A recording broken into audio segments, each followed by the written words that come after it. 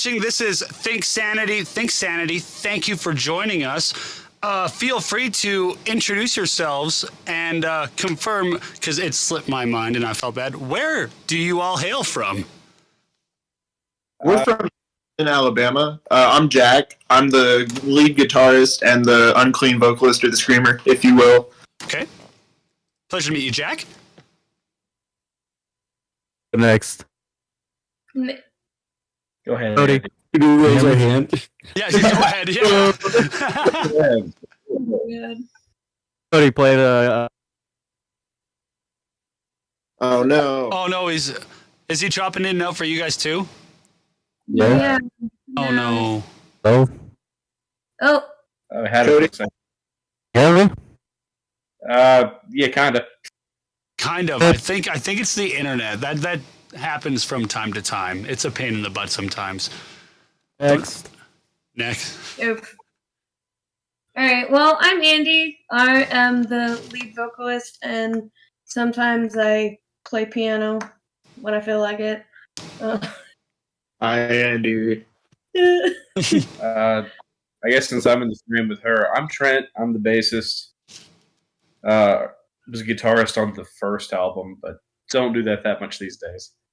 Awesome. I'm Chris. I play drums. Chris, pleasure to meet you. And then that leaves oh wait, no. So we got Trent, Jack, Andy, Chris, and let's see if it works this time. No. I don't think it's the. Oh man, that's. Here, we'll give you a few seconds to figure it out. Because he can't speak for himself right now. Who is this fine gentleman? This is Cody. He's our rhythm guitar and our saxophone player. Oh, he's a sax player. Spicy. That's awesome. I want to encourage anyone in our chat, if you have any questions, please feel free to reach out and ask, because we're just going to kind of go, like we said in the chat, go by the seat of our pants here. So I guess first question, when did Think Sanity start? Technically, 2017 is the technical answer.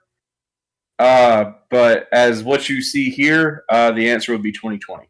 Okay, so there was like an original lineup of the band, and then a few years later kind of reshaped everything into what the band is now.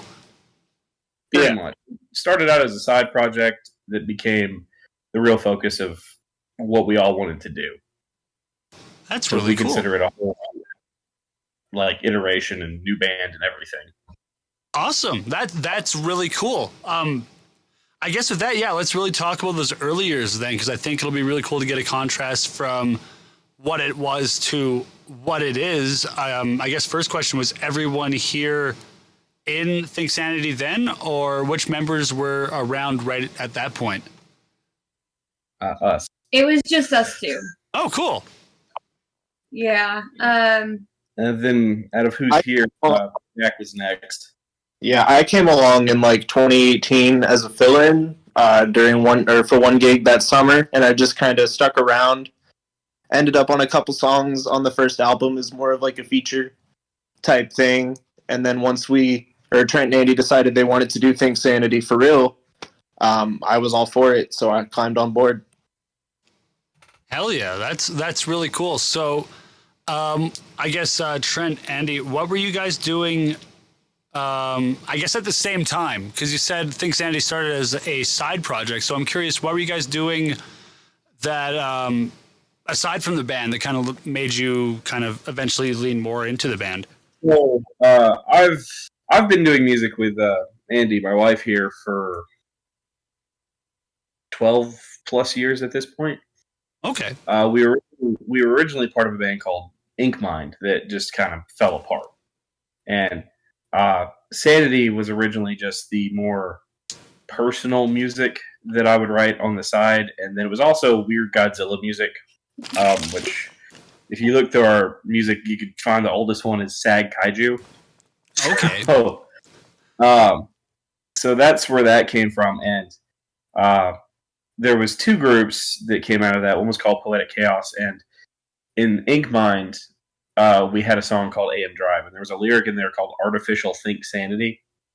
And we just really liked the way that lyric went, so we just deleted the artificial part. And it was Think Sanity, and I thought up the tagline, Think Sanity, Think Safely. And I forgot to explain that to people when I first started saying it, so everybody thought our band name was Think Safely. I remember we talked about that once, I believe. Yeah. Yeah, and I guess I have a southern accent sometimes, thicker than I mean to, too, because a lot of people give me, your name is Thank Sandy. I'm like, that, yeah. Especially when you're like a really loud venue and you can't hear anything anyway, because... I get that vibe. Yeah. Were the bands you were doing on the side like a similar style of music, or were you doing something different musically? I would call Ink Mind a prototype to this. Like I'm just gonna be honest, it sucked. Like it was still us, like, you know, writing the main part of the lyrics and the music and stuff. But it was much less refined and very. Yeah, we were. Me and Andy in particular were a couple kids who used to play in a church band and just tried to take that to music that had nothing to do with that. It was just and then we were doing. To put it into perspective, at the time I had just started playing bass for a band called the Sunsets, which eventually adopted Trent as our guitarist, and the drummer, Sanity's drummer. So you know how that goes. Yeah. The band switches in the lineup, and it's just the same three dudes, but they switch it. Because me and you were in the Sunsets for 2-ish years, I think. Yeah, and that's how I came to be associated with them. And eventually, Trent and I decided to part ways with the Sunsets. So we had to find a drummer, and that's where Chris came into the picture. Big Bapper over there. I'm glad you kind of just answered part of my next question for me, because I was like, I don't want to let the other guys feel like I'm ignoring them. I want to segue into, like, with that, like, what led it from, like, Jack joining to Chris joining to, like, Cody joining into this new lineup. So I guess, Chris, what was it like for you coming into the project as a drummer? So I started drumming with Think Sanity. It was actually kind of a return drum set. I had kind of left the instrument, not like drumming. I was drumming and doing percussion in a bunch of other different ways through school. But I grew up on drum set and I didn't really play it for like almost 10 years. I was doing the marching band thing and I was doing college, whatever. But it was what I was born on, kind of musically. And so when I came back after having done all that other crazy music experience and stuff, it was like a new instrument, but it was like I don't know, it was cool because I had this band and they kind of let me do whatever I want to. And sometimes they're like, hey, try something else, but it's still whatever I want to try something else. So it was like a really cool creative avenue that I was given, because we don't really put walls around like our songs, you know, like we're like, oh, we're going to do a punk song, no jazz chords. It's like, oh, we're going to do a punk song. What about these jazz chords? And like, whatever else comes next is great. So it's been awesome. I will say, when we first got Chris, like, we had been without a drummer for maybe 2 weeks, and Chris just kind of fell into our lap, as to say, and just instantaneously clicked with the group, just because Jack was like, hey, I know this guy, and we brought him in. Like, okay, we're gonna do this now. Chris, Cody, and I, we all went to school together at Jacksonville State University. Okay. Yeah. Sorry, I'm writing notes as we go. Please, That's how we all came to know each other. Chris and I got to hanging out like my freshman year, kind of maintained a friendship, and then Cody and I have been in jazz bands together for the past like 3 years now. That's really cool that you guys have a lot of jazz background in there. Like, you can definitely hear it in the music, But it's cool hearing like you have a like actual background in it, and this wasn't just like the band that you, I guess, found it in. Because I know there's a lot of musicians where they kind of start a project and they start learning jazz chords and like, yeah, I'm gonna start throwing that in. That sounds pretty cool. I'll be honest, I did not listen to jazz until I met these three guys, No, it's and they got me into it because they're talked the about it jazz so guys, much. and every so often we'd be like, okay, the jazz is cool, but pull it back a little bit. Yeah, the jazz is cool. Let me write some sad emo lyrics on top of it. Like closest to Happy, the one that you played right before we got on here. Like the first chord in that, like there's like a D major 7, F sharp minor 7, A major 6, and then my personal favorite of the song, which is G major 7, add 9, flat 13. Oh, that's that really expressive one right at the end. Yeah. Yeah. So for everyone in the chat, oh, here's one. This is actually really cool because you just brought up Closest to Happy. Sweet Honey Iced Tea asks, how did you write Closest to Happy? Go ahead, Andy. It started off really with just like me describing my basic day, and I like at one point in the past Jack had been like, we need to write a happy song, dang it, and I was like, all right. I didn't say dang it. And so I was like, okay, well, doing music is the closest to happy we get, so, and then I just kind of ran with it, and Yeah, I want to say the first time we actually tried to put music to it was me, Andy, and Jack at Jack's old Yeah, house. Yes, I used to live in a place that we affectionately dubbed the Punk House. and it was like middle of the night, and the chords that we put on it then are not the same chords we use now. That's the thing. I was gonna say that's the cool thing about music, though, is like even though it's a certain way when you write it and it's another way when you record it, a few years down the line, it can still be its own thing live completely. yeah.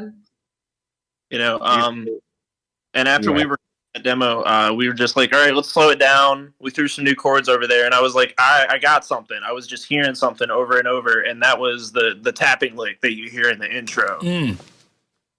I want to say when he started doing the tapping, we played that song almost 10 times back to back until we figured out what we got, because we just liked the song that much. We got into what the idea was fully going to be. And we figured I'm sorry. No, I was gonna say because you're probably gonna build off it, but I was gonna ask, like, that feeling is like really fucking awesome as a songwriter when you're in a room with a bunch of musicians and you all just know there's something about what you're doing and you're all just like eclectic and ecstatic about it and wanting to keep going into it. Yeah, I remember the first time we did it in that form. We actually were playing outside in my driveway. So I'm sure my neighbors hate that song now. Oh, dear. That can most happen. likely. But that was before we got Cody too. Like even then, since then, our sound I feel like is transformed, and we've got several. Like, I don't know. I want to segue into letting Cody introduce himself into doing what he does with us, because he does add a specific like dynamic flair, you know. Yeah, I was just going to say, let's see if Cody's mic work. Like, if we can get some audio from Cody here. Chat, I see the few questions you have. We will get to them. Don't you worry. Cody, and we'll, even if we have to take a few seconds, if we still have issues, what was it like for you when you came into the project?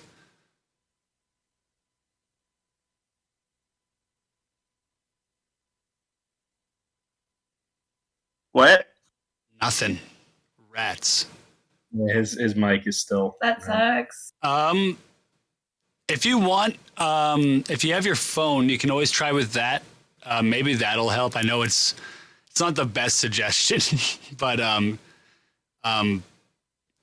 Phone's better than nothing, though. exactly. Hey, it gives you the freedom to walk around, right? right? Like I'm like Yeah. chilling. You're gonna see Jack get up and run down the street in a minute. MTV, this is my crib. Yeah. Mic problems. No. Yeah. If you can, try it on your phone. He's downloading. He's downloading it. Perfect. That works. In that case, we will stall for a few seconds. That's my favorite thing. Actually, this allows me to ask some questions here that chat had. Okay, what's y'all's favorite gig? That's from the Moose Herd. I think the big one we used to always throw up, and we still do, was when we got to open for Red Jumpsuit Apparatus. Definitely. That's pretty rad. Yeah. It was pretty dope. Yeah. We've played a lot. Honestly, we've played a lot of our best gigs at that same venue, I feel. It's true. Because Furnace- that video. Jonesboro. Damn. What's the venue like? Is it a mid-sized venue, smaller venue? Like Mid-sized, I'd say. It's a pretty big venue. Yeah. It's not huge, but I would agree with what Chris said, mid-size. okay. They have stages, or 2, sometimes 3. Yeah. But yeah, they're one of those that like the people running it are really, really devoted to music, and so they have now they have 3 stages. They started off with 2. They have one big stage, which is their main stage, and then they have what they call the pit, which is a smaller stage, and the bars in the middle. And so you have the big stage on this side and the little stage on the other side. To And get stage, you have to. There's some video for each one. there probably is. And That's then so now cool. they have a third stage outside. So yeah, no. I will say, last time we played that outside stage, it was in the middle of summer, and it was probably one of my favorite sets we've ever played. Alabama summer and 90-degree heat. Well, it wasn't even Alabama. That was Georgia. Well, And I remember passing out for a few seconds at the end of the set. oh my gosh. It can get pretty Yeah. damn hot in some places. I can imagine for you guys, like you said, 90-degree Fahrenheit. That's pretty. Yeah. It's pretty warm. Here we get to 30 to 35 Celsius, and we're like, Yeah. Oh yeah, here we have this wonderful thing called humidity. Oh yeah. It that makes it boils- worse. Okay, I think Cody's going to try to join back with his phone. perfect. Honorable mention to that one time we had an open mic in Birmingham and just fucking murdered it. Ooh, yeah. Okay, if you go to our TikTok and YouTube and all that, we have a clip of a new song called Stellium from that gig, and that was probably the most fun impromptu. And plus, shout out to Chris, he wrote Stellium, so if you see that one. Ooh, well, I'll find that. I'll find that. Got Now sax. let's see if Cody, how are you doing? Oh, Yes. Yo! technical difficulties. Aren't they the best? As a few of the viewers will know, it's just not a show on this channel without someone experiencing technical difficulties, whether it's me or my guest or both of us. Those are the fun situations. All of the above. Who's your true character? Does Cody? I'm stoked that we can finally have you respond. Yes, yes, just the yeah. Cody, what was it like for you? What was it like for you when you joined the project? Coming in, kind of working with everyone, getting used to the ebb and flow of everything. What was that like for you? So yeah, I mean, I pretty much met Jack in said jazz band in college, and I was playing saxophone. And yeah, he just said, you should come over, jam with the band. I did. I felt like, I don't know, it just felt really nice. Like getting together with a group of people that, can make good music.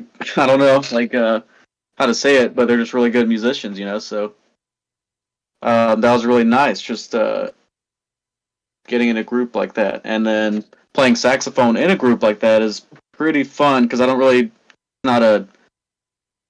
that kind of music you wouldn't expect to hear a saxophone, No, I was gonna say when they brought up you play sax as rhythm guitar and then saxophone, I was like, okay, Okay, so we have a group of musicians that really like to go, what do you like to do? Oh, that's cool. Let's fucking do that. We Yeah. limit ourselves. That's one of the things that it's kind of a running joke that we don't really have a set genre for the band because we're constantly like trying to expand our borders and like what else can we encompass, like what else can we try, can we experiment with, and it's really fun and adds a lot of interesting elements into the mix for sure. I can imagine actually, and actually Panic's question kind of ebbs at this. I was asked a bit earlier, but did any of you find it distracting or evolutionary to keep constantly changing up your projects and your bands? And I'll add to that as well, the style within this band as you evolve. What a question. Right? Yes and no. Well, okay. So when I met Jack, we were playing weird symphonic '80s music. Is the best way to describe it. We were playing like post-punk new wave. Yeah. Based in a post-punk new wave band. No, Jack was post-emo jazz. There we go. well. That's what we ended up. Yeah. That's what and I know it was almost kind of jarring going from that to essentially an emo band who we just never stick to one genre, right? So it's got but at the same time, jumping to different projects and trying different genres has always been like if I hadn't met Jack or Chris or even Cody, I wouldn't know as much about playing the instrument I play. So that's the benefit of it. But the challenge is sometimes you want to separate it, but it kind of gets mushy. At least for me. Yeah. When we started the other band, I think Sanity was kind of a side thing of the other band, and that did make it hard to separate. But once we left that, and it was really like I felt like I had the full creative range to open up and play whatever I wanted to. Like sometimes I like to play power chords, but other times I like jazz chords and I like to kind of shred or tap, you know? It's really fun to open up with the creative possibilities of Think Sanity. That's one thing I will say I've noticed is the trend, because even Chris brought that up when we were talking about his like drumming, how like coming back to the instrument almost with like more creativity and the ability to do what you want, even if you're told to change it up, it's just more so allowing you to think of another creative way to go and approach the piece or the song. Yeah. I guess Cody and Chris and Jack too, because you guys are the more like the jazzier ones. So I'd say you have the more theoretical knowledge of music theory components, how things work. What's the main thing you guys take away from working with Andy and Trent as maybe not, I don't want to say less knowledgeable, but just versed in a different realm of music knowledge? Because I think there are different ways of understanding music. There's as well as different ways of approaching it. It's humbling, I think, because that's something like Trent and Andy remind us that this is fun and they keep us grounded. You know what I mean? Like we're off in the clouds with secondary dominance and 5/4 and university and like stuff like that. But Trent and Andy, like at the end of the day, they just want to make good art. So it's humbling to have them here and keep us pointed in a direction almost in a sense, you know, or at least that's how I feel about it. I'm not going to speak for everybody else. You know what I mean? Definitely. I mean, I've always felt that, yes. Same question to you, Cody and Chris. Yeah, I mean, the way that I look at it, especially making music, I don't know. I mean, I know a lot about music theory, but I don't really use it, I would say, to my advantage, if that makes sense. Like, if I'm coming up with something on guitar or something, I usually don't think about theory. I might know, what notes I'm playing, but it's more about like I guess sound. So I don't know. I feel like I come from that background of. I didn't really learn theory until college, so I kind of come from that background of just making music based off of what you're playing with sounds, You're Does that like make any the sense? medium between them almost. Like almost like what a lot of musicians would go through, like the self-taughtness, and then either whether going through school or through other educational means, YouTube courses, like learning some of that aspect, but not losing yourself just in the theory. Like when you're on the fretboard, you're not thinking, oh, I'm going to play an Aeolian scale, and then I'm going to shift it to this. You're just like, oh, dude, this sounds cool. Okay, I think I know what notes work together. Right, yeah. Sometimes I might think that, though. I'm going to play an Aeolian just for the fun of it, but... Well, that's understandable. I feel like that's what Jack.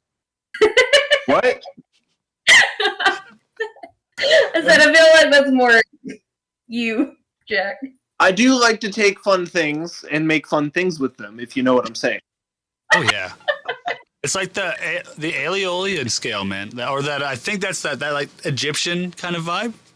Or is that I kind of feel in the middle too a little bit. I'm sorry, just because like I'm self-taught on guitar for the most part. I study jazz bass at the university, so like it's like I'm in another world when it comes to things sanity, You can talk the diminished ninths and the diminished sevenths, and I only understand that because I'm like, yeah, I took a course on that. I know what he's talking about. Yeah. Yeah. What about you, Chris? Diminished nine. Yeah. Yeah, so I actually didn't do any jazz in college, other than learning about it when I was taking drum set, just as part of the curriculum. But I did music theory, but like music theory in college is just what Beethoven did. It's, I mean, like You learn some things from it. Like it's cool. Like Mozart, Beethoven, Bach, they were all cool. No, I definitely learned shit from it. But like, I don't know. It wasn't really to like the latter classes where we learned anything useful like form and stuff. But I don't know. I play drums, so from the drums specifically, that doesn't really do anything there. But the rhythms, I mean, I love them, and sometimes I do stupid stuff that doesn't feel so stupid to me, but when you hear it, it's stupid because it's one of those things like it's like there's some rhythms that you have to like unlock appreciation for, which really means that they suck. You just think it's cool because you can do it, and so like you have to revert that sometimes and like figure out like, is this actually fucking cool, or am I just being like it's cool, but like it's like, is it cool as music? And music, should move the other people. There's I'm laughing because for me, I'm like hearing this and being like, shit. As a fan of Meshuggah, and especially their drumming, oh god damn it, he's right. Yeah, they're fun grooves. They're fun grooves. Yeah, they're not that hard except for like the stupid bleed sections. Those are just. Hey! It's just Heritage. It's not bad, but it's just physically bad. It's like you gotta just like have leg muscles, but it's legend bad. The China actually is the hard shit of that groove. Like just making that thing do what it's supposed to do. Your feet, you just have to get good. Your hand, you have to be good. Like it's, you know what I mean? There's like, it's, I don't know. You have to know 1, 2, 3, 4, exactly. And just be like, okay, know that the entire time, and then focus on the feet. Don't lose the 1, 2, 3, 4, 1, 2, 3, 4. When's the pattern repeat? You don't know. Just figure it out. There's a snare note. There's a snare note somewhere in here. Yeah, you'll find it. Don't worry. Yeah, you'll find it. Yeah. Panic has another good question here because it's cool hearing that like how everyone came in, and Panic makes a good point because we do get a lot of like J metal thrown our way from time to time, and he's like, side projects are very Japanese. Many times members will make recordings as pairs or trios aside from the main band effort. And do you see band members continuing to have side projects going forward, or is everyone comfortable with that? Or do you now require strict commitment to just think Sanity? So if I'm not, no. It's for I mean, we all, you know, we all have day jobs. And I mean, my day job is teaching music and playing music. So if this weekend thinks Santa doesn't have a gig and I need to go play a gig to make some money, I'll go play a gig and nobody's sad about it. We're still think Sanity tomorrow. You know, I might go play Jingle Bell Rock today with a little bebop kit if I had one, which I don't. Sad tears, but it doesn't mean I'm not in think Sanity. You know what I mean? Like you know, we decide I to don't. just. I think it's kind of odd in a way to demand you're in this band and you're not allowed to have any expressive creative freedom to look at your other stuff you want to do. No, and Cody is actually in a whole other band. I've been I mean, I'm in one other band, Towu, shout out.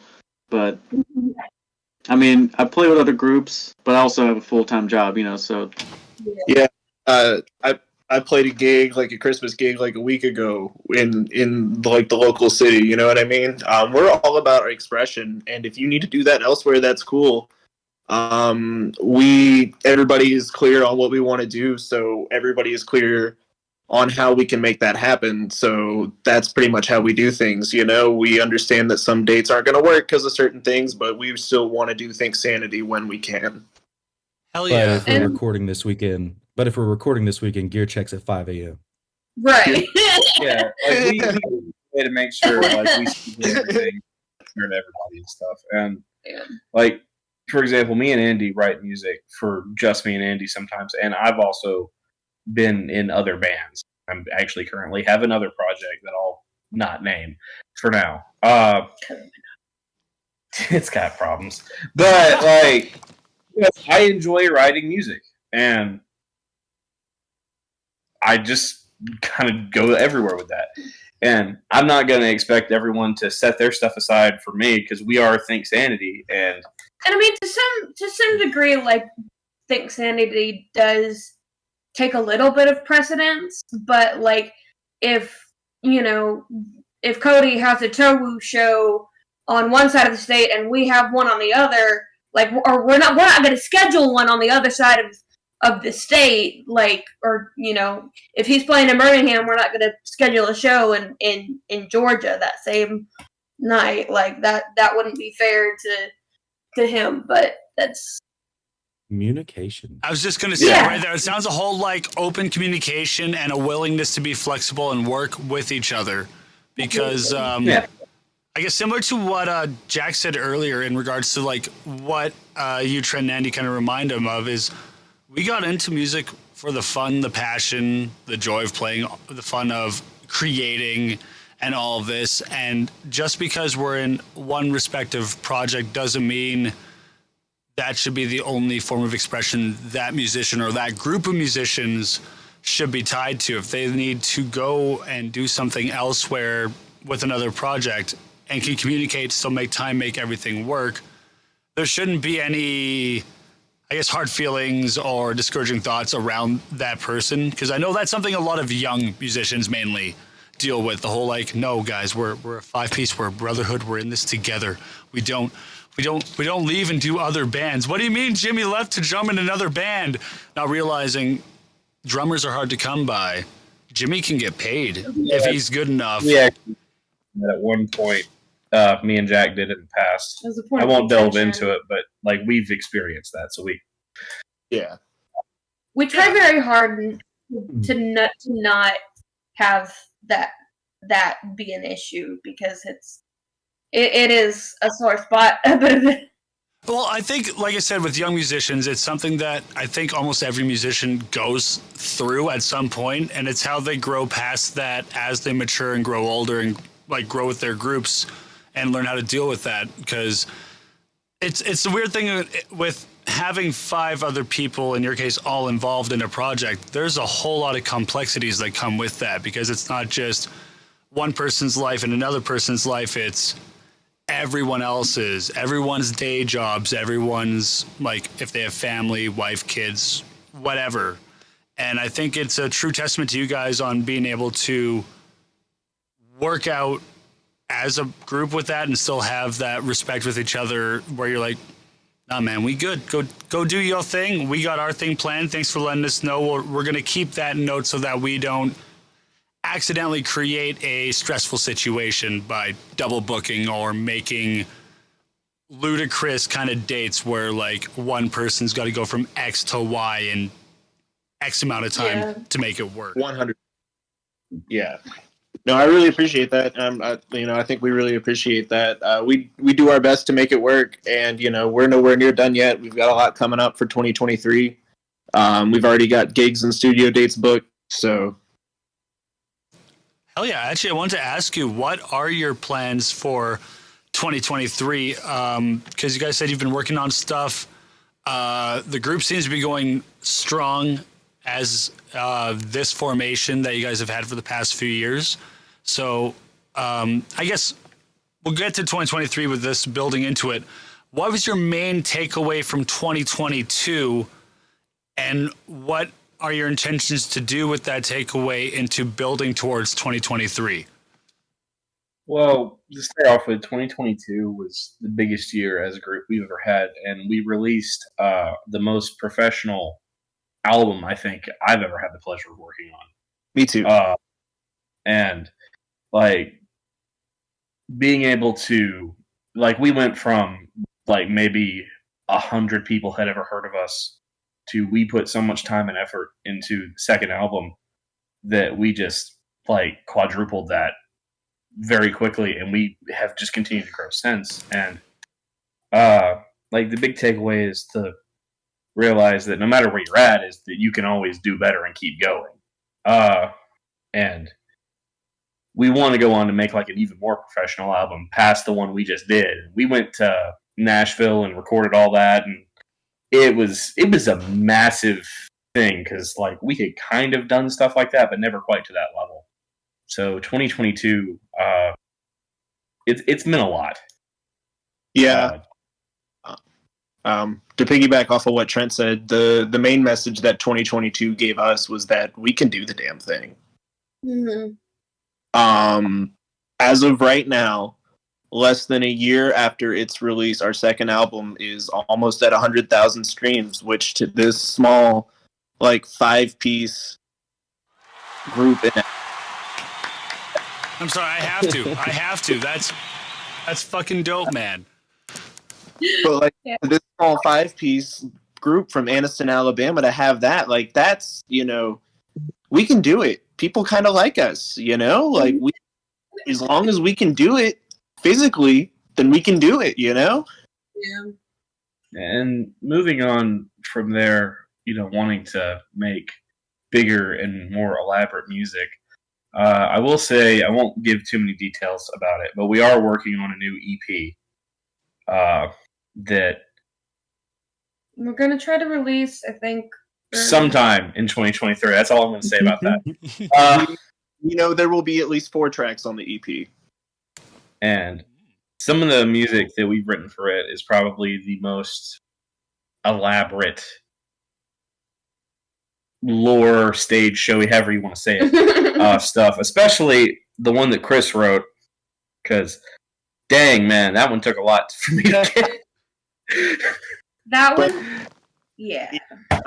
It's so fun, though. And, something that's, I feel like we have to bring up to talk about this is the constant evolution that I feel like the band has undergone, because even the demos that we have for this upcoming recording session sound much different than anything on the second album, so we constantly try to grow and change to challenge ourselves with each new song. You know what I mean? Like we want to make this fun and challenging. Go ahead. I was just going to say, I was going to ask quickly if Chris or Cody had anything they want to chime in and add quickly on the 2022-2023, because I feel like we're getting real deep here, and I want to let everyone have a second to say their piece so we can make sure we get everything. But yeah, Cody, Chris, whichever wants to go first, feel free if you have anything to add.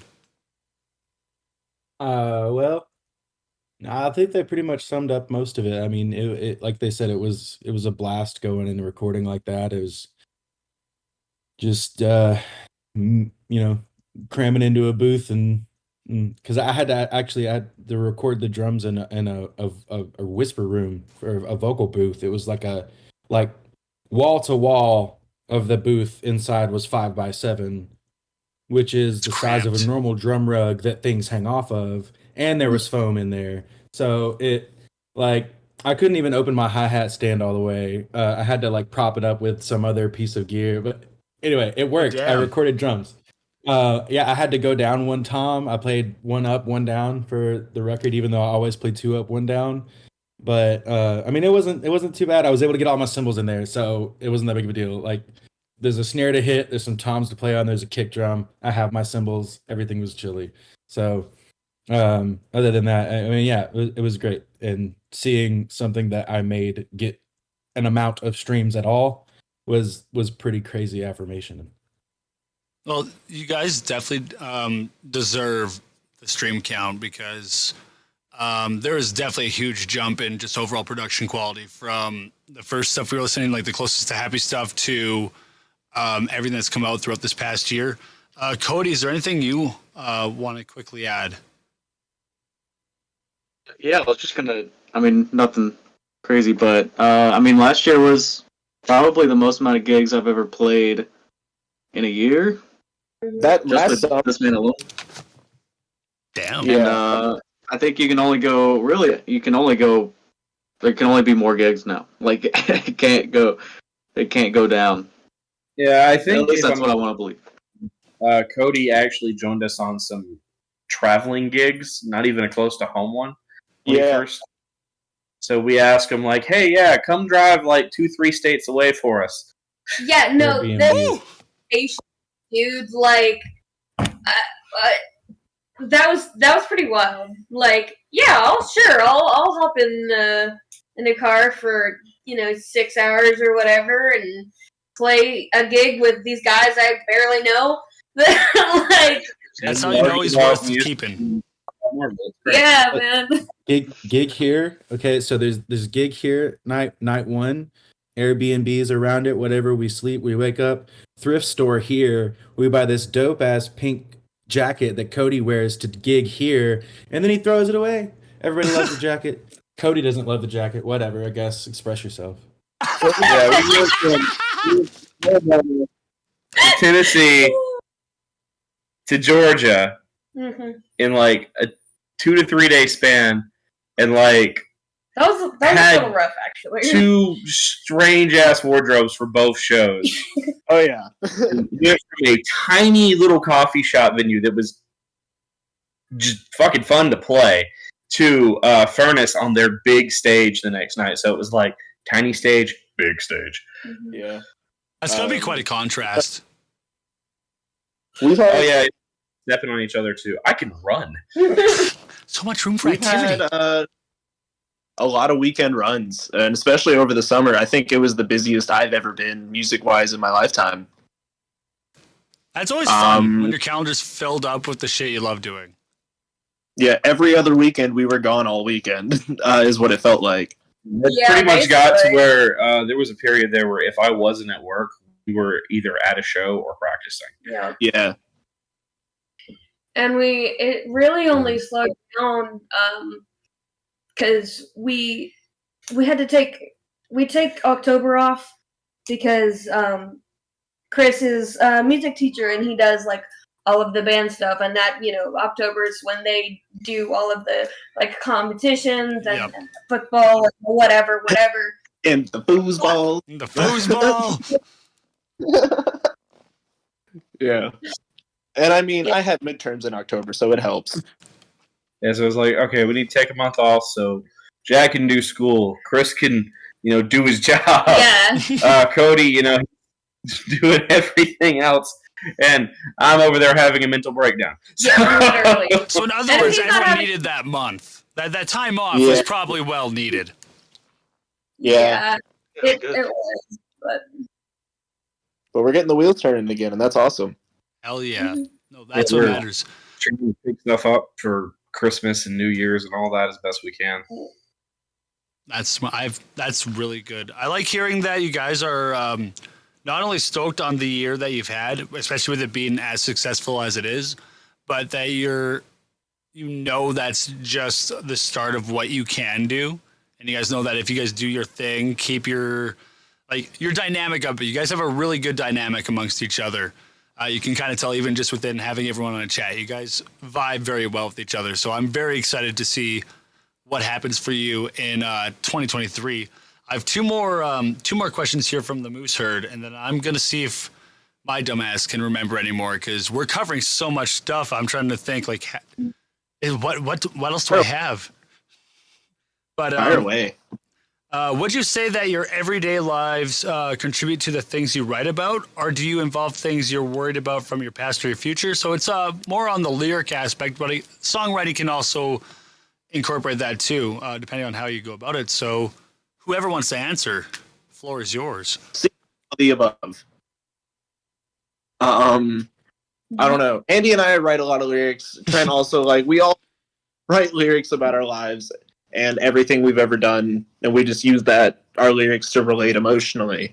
Yeah, I mean, like we talked about Closest to Happy earlier, and Andy said that like that was a lot of her day to day. And then you could go to one of the new songs we're working on, Stellium. That's about a lot of the stuff that Chris deals with personally. Then you could go to Trainwreck, a song Jack wrote about things he was dealing with at the time. And if you want to go even further back to our first album, you could look at Breaking the Panorama, and that was a combination of like a lot of personal issues I was having trying to deal with them. Yeah. And I think a lot of yours end up being like storytelling. Just because that's like the style that you write in more often than not. I know, me personally, it's half the time I vomit emotion on the page and try to make sense of it. Like Andy also writes down lyrics and then will hand you a literal book and say these are lyrics to the song. Cut it up, make a puzzle out of it. I don't know. See, that's what I do. Is I write strips of songs and hand it to Andy, and she has to glue them together to where they make sense. So it's like on the one hand, constructing this architectural masterpiece, and the other one's like, okay, you don't need that. You don't need that. Take that. Put it in that other one over there. We only have 3.5 minutes on this song, and you wrote a novel. What's going on here? Oh yeah, some of the songs because of that have ended up with pseudo part 2s. That's how Sad Kaiju got Mothra. That's also how I'm Real, I think, continued on to Surgery on the first album. Oh, they came from the same. They came from the same idea, even though like sound-wise they have nothing connected to each other. But they started in the same place. That's really cool. There was just a lot to say about that particular subject. Well, yeah, I mean, you can't tackle one subject in one song and have it fully covered, right? You only like dabble in it, really. Yeah.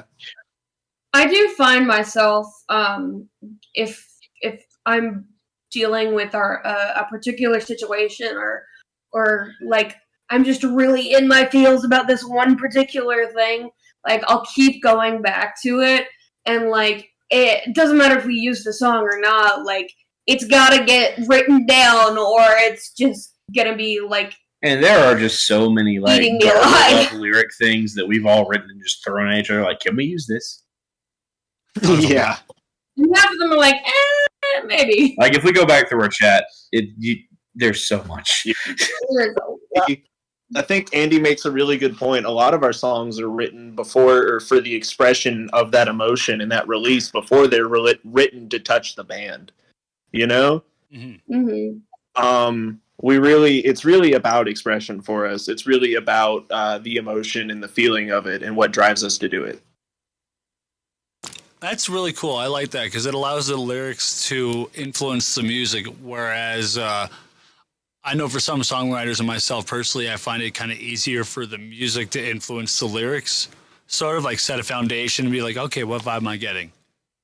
All right, I can jive with that. It's kind of like both actually, because like they said, they'll write their lyrics to release those emotions that they were thinking or going through. But when we go to get together to make demos or to jam on things, we come separate and we'll like jam something, and then Andy will just read a set of lyrics, and if she thinks that gels, then she'll start singing, and if it gels, you hear it on the album. Yeah. So, Yeah. And it's A lot of the times it's a separate process that magically Just But I think come just because together. band chemistry. it feels better when it comes together organically. Yeah. Like, you know, they'll just be vibing on something in practice, and I'll be like, I think I know what I can do with that. Or, Yeah. There was one that we're working on recording right now that Cody and Jack. It's a very nice, very jazzy, very soft piece. It's just pretty, and they got together with Andy just on the side and just kind of pieced together this just beautiful lyric thing, just almost entirely separately, but it fit it so well. And like the song went through so many iterations because of that, but like Yeah. it worked. And then like I could go to other examples, like I guess the biggest one, and I'll just leave it at this for my piece on it, is a lot of the stuff I write, like personally, is about like my mental health, and that's why the band is called Think Sanity in general.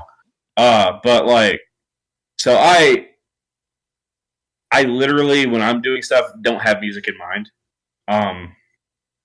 So it's just very, very personal, day-to-day things. And sometimes we go from a completely different approach too. But that's always the big thing, is I think everybody here has like a different approach that they bring to how they songwrite, whether it be from your day-to-day life or a specific like school thing or experience or whatever. And we all try to write stuff based on everyone's style of writing, and sometimes it works, sometimes it doesn't, but that's the beauty of being in a band. That's really true. Yeah. That is the beauty of it. Really. And I love that you guys organically allow all of your different approaches and ways of going about things to come together organically rather than trying to force things. Like you said, Chris, there, maybe Andy will try some lyrics over something, and if it works, it works. If it doesn't, it doesn't. And then kind of go from there. And it's really cool hearing all of your different dynamics that you all bring to the table on top of everything else we've already talked about. It really shows how unique of a group you guys actually are with how you go about things. I think a lot of bands try to kind of have this really cool cohesion, but there's always some roadblocks to get in the way. You guys seem to, like, throughout all of your experience in years, really seem to have found that amongst each other, and that seems really cool. It's definitely a learned thing, because we've had our moments where we don't agree in that sense, and we've had to figure out ways to work around it.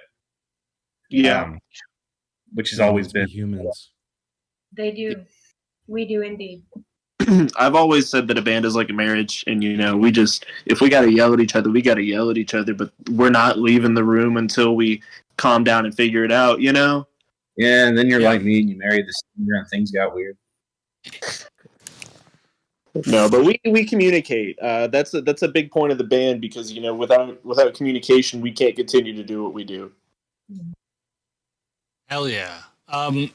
I realized the secondary question was one I had technically asked. I was asking you guys about 2013. So I guess what I will segue into is, because you mentioned you went to Nashville for this most recent record that you guys did. And for those that don't already know, Nashville's kind of like the creme de la creme area for a certain, like, country music as well as other styles of music. Like, a lot of the best audio engineers work out of there. You can find some wicked studios, and it's also just its own environment and climate because of that. It's like a hub for the entire thing. It's a little bit of everything there. It's Music City, Yeah.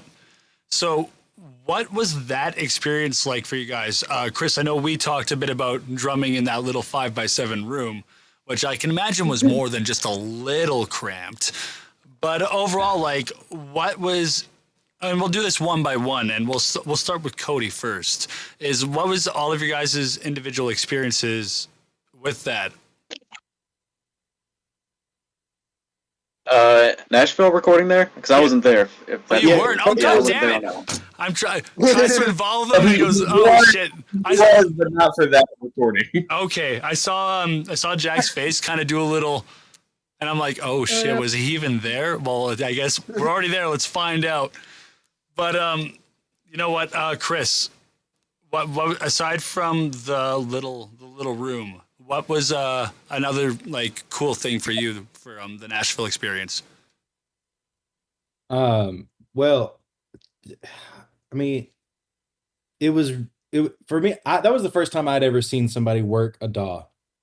I recently just got one for myself for the first time. Like, I just haven't had access to that kind of technology or a computer that could handle it. You know, I got like a $400 laptop that could handle Word and Excel so that I could get a degree. Like, Yeah. I had like literally that was it. Like, so I recently got a MacBook because I've been writing for high schools and, you know, whatever I needed.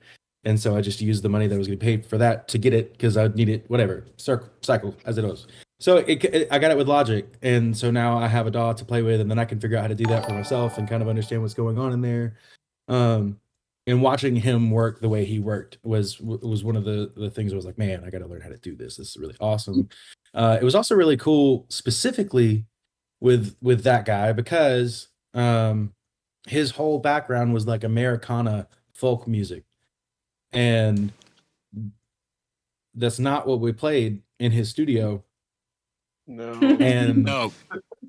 so he, you know, I mean, the crazy thing is like there's a whole batch of everything where sound is just sound. And if a snare needs reverb or a gate, it needs that. And there's the whole other side where like he has ears that are developed by constant exposure to a certain sound.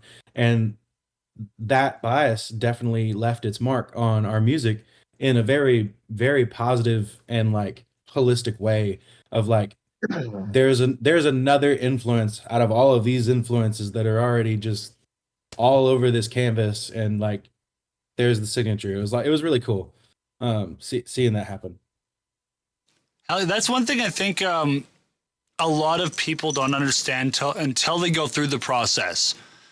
Because we all start like we listen to music and we love what the bands do, but there's a reason they say the producer or the engineer is like the unnamed additional member, because their goal is to try to work with the band to try to get their vision out there as best they can, while also providing whatever small advice they can to help the process or improve on whatever they feel could like help improve, like you said, the reverb or the gate on the snare.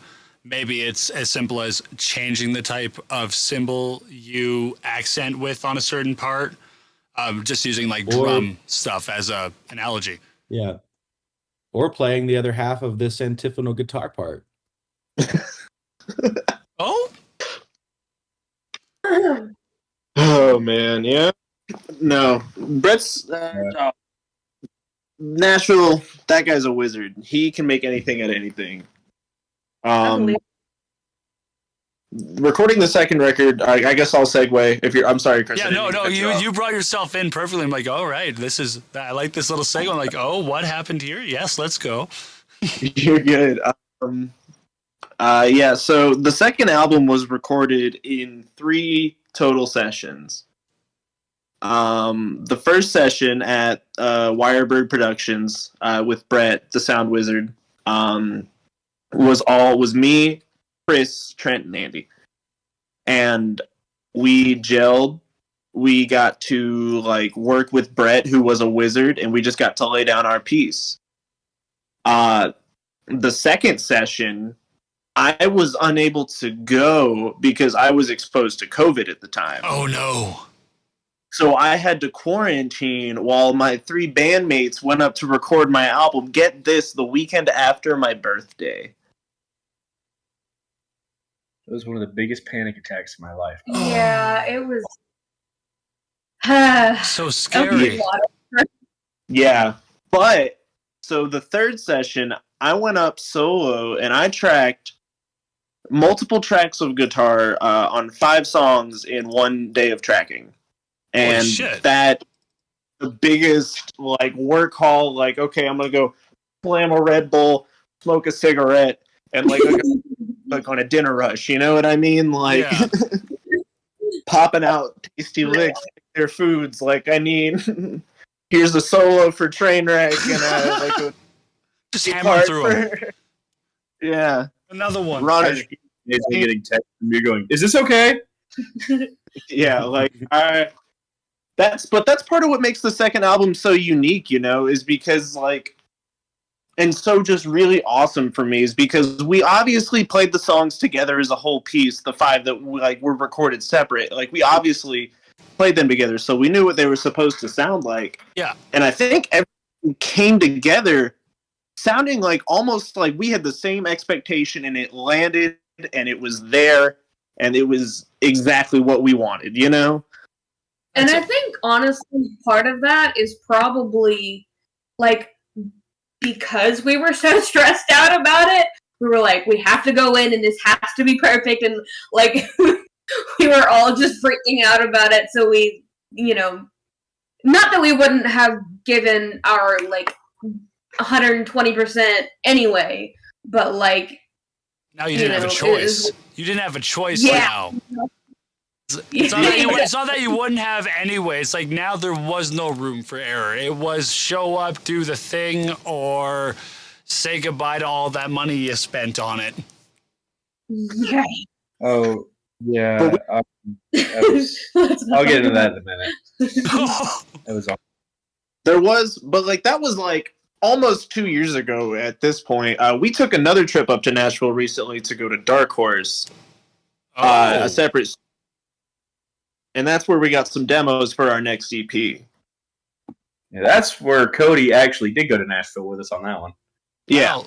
Well, snap, Cody. What was it like doing all of that, recording the stuff? We can't really talk about a whole lot now because you guys are all being really hush-hush about it, but what was it like going to Nashville to work on those new demos?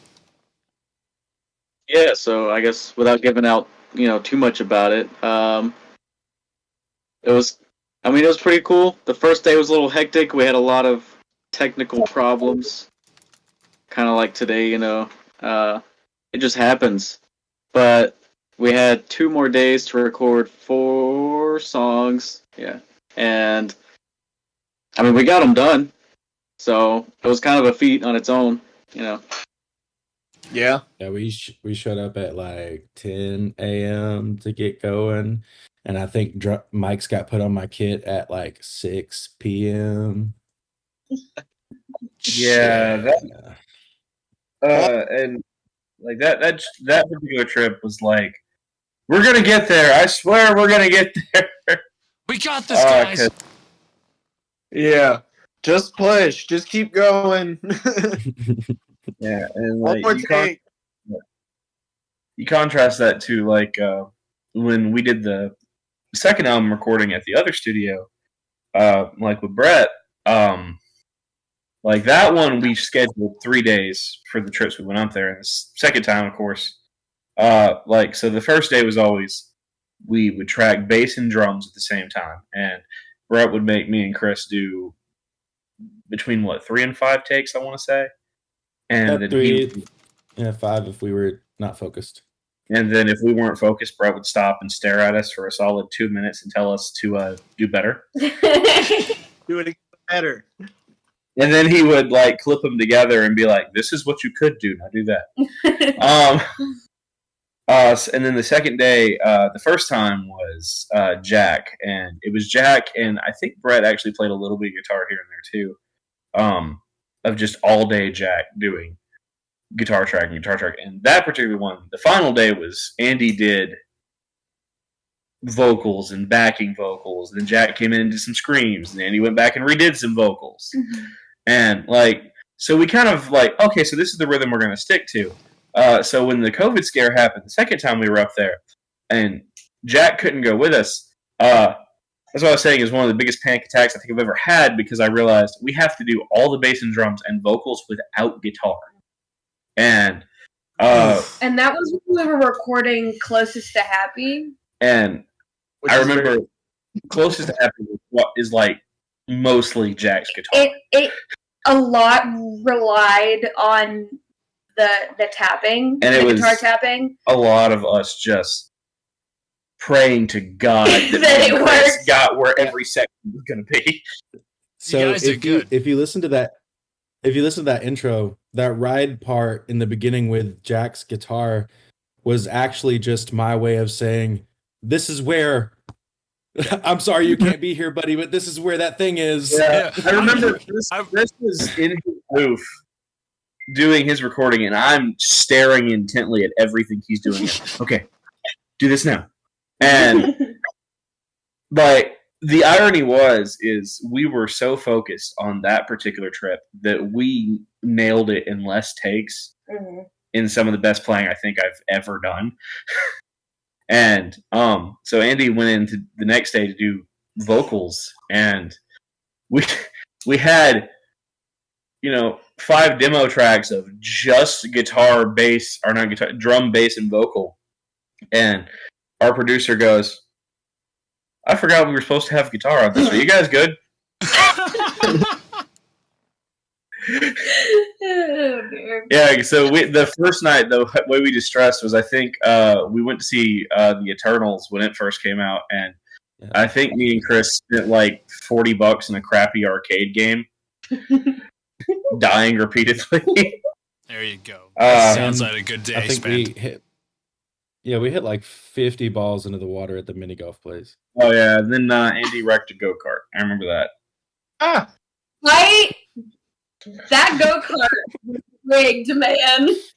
I can't take them any. There's the bus, and there it goes, and it would just went right over Andy there. Well, the whole time we were doing that, there were these 2 other people there who really that was what they did in their spare time was go-karts, and they're just zipping around. It's like, if you guys do this, you can do this better, and we're like,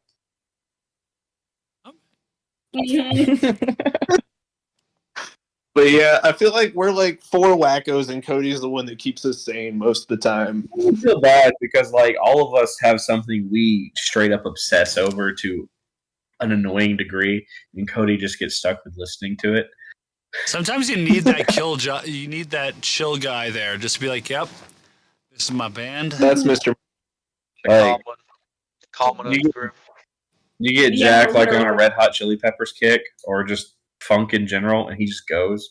Or you get me talking about comic books, and we're there for like 7 hours. Everyone has their thing. Actually, I'll have to show you guys an old commercial just for that, because in Canada, and I'll do this right when we close it off to end it, but in Canada, when I was growing up as a kid, we have those public service commercials, funded by whatever governments to like try to encourage either going outside and exercising or being creative. Yeah. And we had this one that was basically everyone's got a thing, and we have a magician cutting his sister in half. A dude who's like, everyone's got a thing. Here's my thing. I do sound effects. Here's the T-Rex. And like, there's so many just like weird random things that happen, and I'm just like, God damn it, yeah, everyone has their thing. And it's beautiful that you said that, because it's true. Like, Cody's thing seems to be just being like chill, like just on the ball, being like, no, man, tech difficulties, they ain't getting start me. playing I start playing Sweater Song around me, I think what it is Weezer. Don't play Weezer around me, I'll go crazy. Shit. That's when Cody like. No, it's just like we'll get frustrated with something, and we'll all walk up to Cody. Cody, make me feel better. He'll play some saxophone for us. It'll be all right. Jazz. You'll hear just like a brief snippet of some Parliament funk. I did want to say, can you hear me? Yes. About recording in Nashville though at Dark Horse. We did go up there and record for free for 3 days was the plan. So we got some pretty good friends up there. So I did want to say that. So it was really cool for our friend Nick to let us go up there and record. Slicky Nick. No, I remember when we walked into Dark Horse and there was like a platinum album of Reliant K's which as a teenager, that was one of my favorite albums. And they were like, oh, it was recorded here. And I'm just sitting there like, Yeah. The board that we recorded those demos on was the same board that Johnny Cash recorded his cover of Hurt on. Dude, that's fucking cool. That's Yeah. really cool. Damn. And that's something you can just like for yourselves. That's a cool experience as a musician. The history behind like the gear and being able to say, yeah, our shit was on there too. That's really dope. To answer someone in chat, I did not realize their name was upside down. I don't know what I hit that flipped the text, and I was trying to figure it out for about a good 5-10 minutes and just gave up. So for those that can't read upside down text, like 99% of us, they are Think Sanity. I was like just looking at the chat, and then I was like looked over and went, when the fuck did that happen? How did I do that? How do I undo that? I like it though. That's the thing. Now that I'm looking at it, I'm like, yeah, that's us. Yeah. Should be the new logo. You know what? No, like flip Sanity the right way. So that way it's like Thinks upside down and then Sanity there and there. Get with your people and we'll talk about some people and get something done about it, yeah? Okay, yeah. Okay, guys, we have an idea. I like this. I just want to say it's been an absolute pleasure having the five of you on the show. I thank you for supporting the show as well, because you guys have jumped in and out throughout the past year, and it means a lot to me. I very much appreciate that. And to all the bands that have like made their way through the show and getting shown, like it's people like you guys that, you know, help this stuff go, because we're just trying to show people stuff off to other people and be like, hey, you may like this. You like this? Yeah. Yeah, and I think this particular tournament you got going on now, you actually have some of our friends in that tournament. So, like, we're really excited for them, too. Yeah, Hassel and One. They're such a cool band. Yeah. Like, I don't know what else to say about them other than, like, they're just cool. You go through their music and you're like, you know, I'm a metal, like, hardcore dude, and I'm just sitting there being like, fuck. This is cool. Like, this is cool. Like, we put a show where everyone was like, oh, no, they do the emo thing better than us. Those guys are really feeling it. they really, I gotta say it too, because as an older emo kid who couldn't really embrace his emo side until he grew up a little bit, I love that this is coming back in its different ways through all the different people. Like, emo jazz, fuck yeah, I'll take me like 20 doses of that, thank you very much. Oh, by the way, Nate, there is one thing I can't remember if we told you. Andy is actually Canadian. No, fuck it. Okay, so you know the commercial I'm talking about then. I think I do, yeah. It's been a hot minute, but yeah. I'm gonna find it before we end off. Before I play it and share it, is there anything you guys would like to end off on, either as a band or individually, on top of all of your wonderful handles on where they can find you? I pretty much think Sanity on any platform. We also have a link tree. We love our link tree. You know what? I'll go find that link tree. I'm going to see if I can beat Lizzie to it. Because your link tree is on your Facebook page, if I'm not mistaken. There it is. And from you can access like our merch store. I think there's still like a ticket link from an old gig up there because I suck. I want to say we also have some discounted shirts because it's Christmas time. Yeah. You get them in like any color variation you want, so please buy a shirt. We could use the help. Please. Support Think Sanity, guys. Please. Oh, they beat me to it. I don't care. I still shared it anyway. Merch. Do it now. All right, I think I found it. Yeah, okay. I'm going to put a pause it first. You guys ready for the weirdest minute of your life? All right. Yeah. All right, let's load this up. What's your thing?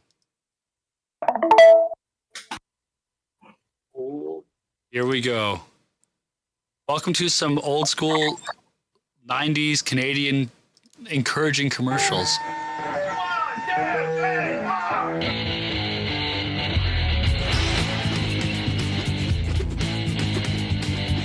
What's your thing? Bugs. Everybody's gotta have a thing.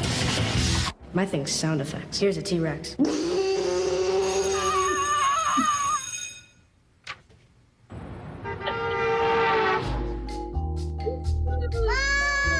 Mom! Aiden coming again!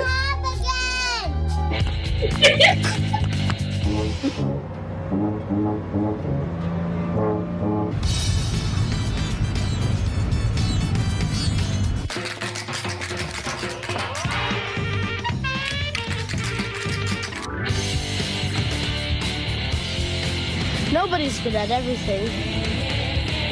Everybody's good at something. What's your thing? And that, my friends, was the wonderful words of encouragement. Everyone, in fact, has a thing. That just makes me feel like I've somehow seen that commercial and I don't know how.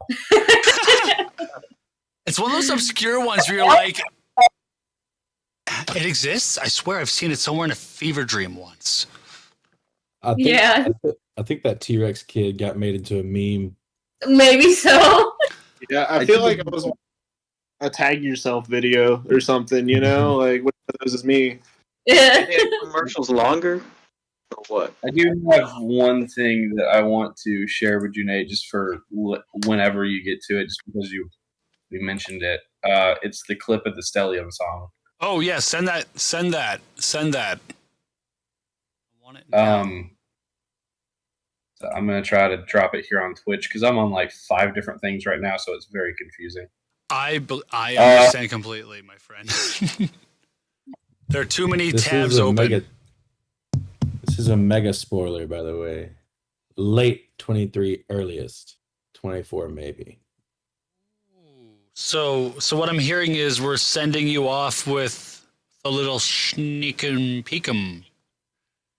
It's a little sneaky peek, you know what I'm saying? Sneaky. Yeah, I'm gonna just drop this to you on your Facebook since I have you on Messenger, if you don't mind. Yeah, no, that Since works. My Twitch is being. Let me swap on over, because the beauty of Facebook is if you're in your page, you can't access anything else. You are now in your page profile. No access, nothing else. I remember when Facebook didn't suck as much as it does. But then again, maybe it always sucked as much as it does, and we just come to different understandings of what that sucking is. Yeah, I don't know. That sounds likely. Embrace the suck. I'm getting there. I promise. I believe in you. I'm very slow. No, it's okay. No, we're going to say what he's doing, everyone, is he's giving you all a chance to pack a bowl so that you can smoke one while we go and get our little sneak 'em. All right. Here's See? the clip of the song just for you. But only where it's legal. Because it's not legal in Alabama. What? Oh, yeah. Yeah. Ooh. This nice, lovely thing called the Bible Belt. Yeah. Ooh, okay. Well, what I'm going to do is I'm going to share this with you guys one more time. We'll have you in for this. Then I got to change my screen again. Or I make you guys smaller? Oh, no, wrong screen. Now I have too many things open. Ah. Oh, Small. But I want them in here too. Boom. I think I figured it. Yay. Okay. I know how to do technology, guys. I can technology. I guess I can't technology. What the fuck did I do? Well, you're doing better than me. That's all that matters. Okay, I'm glad one of us thinks that right now. I don't know what I did. All I know is stuff is breaking. There we go. I'll come back to the screen later and figure out what I screwed up. But let's check this out. Here we go.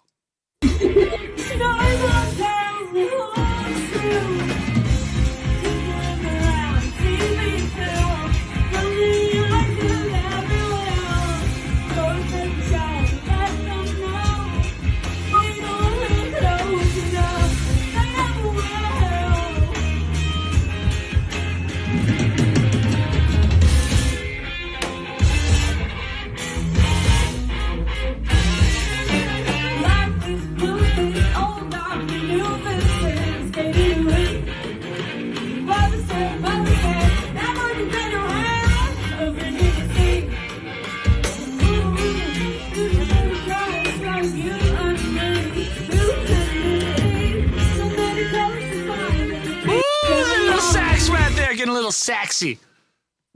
Get a little saxy. Oh yeah. That's all we can show for that for now. That's a clip of something we're working on. Well, I appreciate it. I'm not gonna lie. Come 2023, I might be just messaging you, trying to be like, "Hey, so you got that new music, man." Like, I swear I won't share. I swear I won't share. But I just need that new music, man. Well, I gotta send you some stuff to mix at some point. If you That's recall. right. So, you know, That's right. Guys, so you might get to hear some. I'm not gonna lie. I feel bad for chat because that means like I'm gonna hear new stuff way before you guys are, and then I'll just be sitting here being like, "Y'all don't even know." Like I can't show y'all don't even know. You guys are awesome. Thank you again for taking the time to be on the show. Thank you for supporting the show and just being here whenever you guys can in the chat, being active, and most importantly, thank you guys for being you. You all seem like beautiful, wonderful individuals. It's been a absolute blast having you on the show. Thank you. Thank you. Oh my God, we love you. Did you speak of his friends? Astounded that you made it here on I love you. Yeah, I'm trying to figure out how we all got here on the same day too. I don't know how it happened. you for nothing, and here we are. It's fucking great. When you're like, all right, can we fit everyone in the call? I'm like, it's going to be a little crowded, but we can make it happen. Here we are. You guys enjoy the rest of your night. Everyone in the chat, go to that link tree that we posted. We'll post it again later. Give them some love. Go to the Champions and Supporters playlist. You'll find them on there. And then you can go find their Spotify from there. Go listen to a bunch of other songs. And then get ready for next year. You guys take care. Much love. I hate ending these. So this is where I get the most awkward because I'm like, I don't want to hit this button. Yeah. Oh, no, this has been great. It's been amazing. This is our first web interview, so thank you. No problem. I popped their web interview cherry, everyone. You guys enjoy the rest of your night. Have a good one. Take care. Those guys are fucking awesome. I'm not gonna lie. They're pretty fucking tight. Yay, popping cherries. We popping cherries over in here.